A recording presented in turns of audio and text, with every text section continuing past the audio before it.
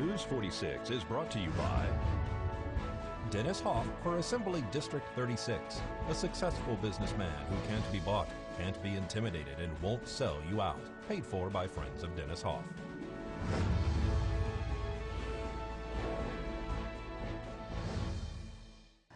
Welcome back. Unsolved sexual assault crimes going back all the way to the 1980s are now being investigated due to the Sexual Assault Kit Initiative. In 2015, there were more than 8,000 sexual assault DNA kits that were sitting shelved, waiting for funds to conduct the testing needed to move forward on the backlog cases here in southern Nevada. Since then, the Sexual Assault Kit Initiative began, and now that number has decreased to about 4,000 untested kits. Multiple grants provided temporary funding, which totaled around $7 million. There are 16 cases that are now in the courts as a result of that initiative. The Las Vegas Metropolitan Police Department says that they need permanent funds to continue testing the kits for the future. Right now, they say they have enough to test the backlog. Without the grants, they can only test about 100 kits per year. An official lighting ceremony was held recently at Ian Deutsch Memorial Park for the new field lighting that's been installed. This has been quite a project. This project's been in the work now for over 7 years.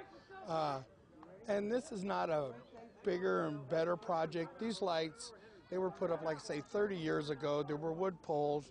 They were to the point where it's getting dangerous. We actually had one break loose last year, so we had them checked out. So that's the main thing I want to get across is these were needed. This was not just a bigger and better thing.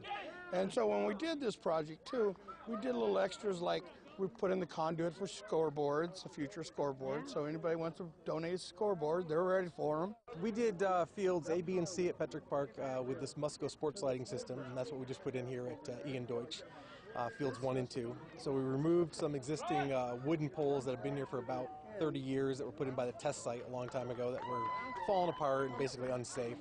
So the lighting levels are a lot better, the system's safer, and it's Musco's got a warranty for 25 years, so the stuff will be here for a long time. These lights look awesome. These lights, I think, are good enough for a professional field. The kids love them. I can see everything. They're working great. It's a lot of money, a lot of time. We had a lot of problems doing this. The lights, previous lights, I think was told like 30 years they lasted. And I know in the other park, some of them were falling down. I was standing right next to one day when it fell down. Oh, gosh. You can imagine all of that just coming crashing down. So it's a safety thing. It's a good investment in our youth, and we're happy to do it.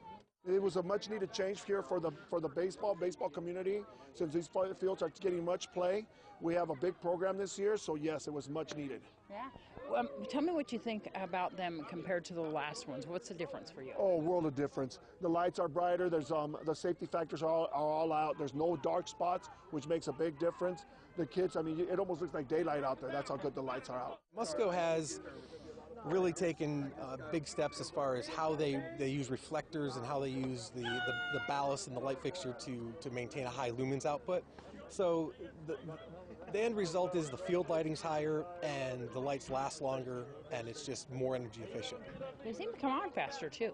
They did. These are still HID, they're metal halide lamps, so they still have what's called a strike time, so they still take a little while. They're not like LED instant on, but once they're on, they're fairly quick to come on, quicker than technology that was even 15 years ago. We're here tonight to turn the new lights on.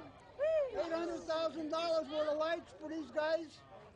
Hopefully these will be there for a long, long time. They're the best lights made.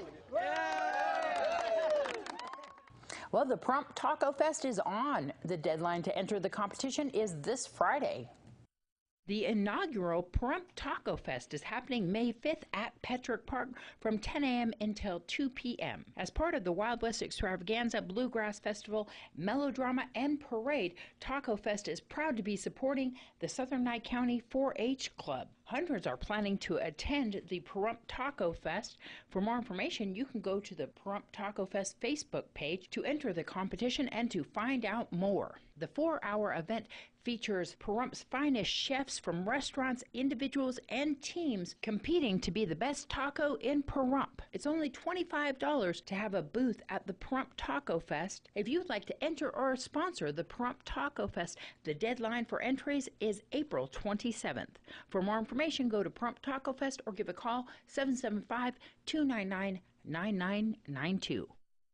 I can't wait for Taco Fest. Well, now let's join Avi Hewling with today's Student News. The Student News is brought to you by the Wolfenstein Construction Company, serving Pahrump since 1977, committed to providing the highest quality construction products and services. Hi, my name is Avi Hewling, and this is your Student News. Students, anyone who has an ATC book, please return them to the library as soon as possible. The 19th Annual Art and Soul Festival is May 19th, starting at 10 o'clock a.m. and ending at 7 p.m. at the Calvada Eye. The address is 2100 East Walt Williams Drive. Join us for a family-friendly, fun-filled event. For additional information, please contact the Pahrump Arts Council at 775-751-6776 or at pvpac.org. ROTC is hosting our annual JROTC 5K run at Ian Deutsch Park starting at 8 o'clock a.m.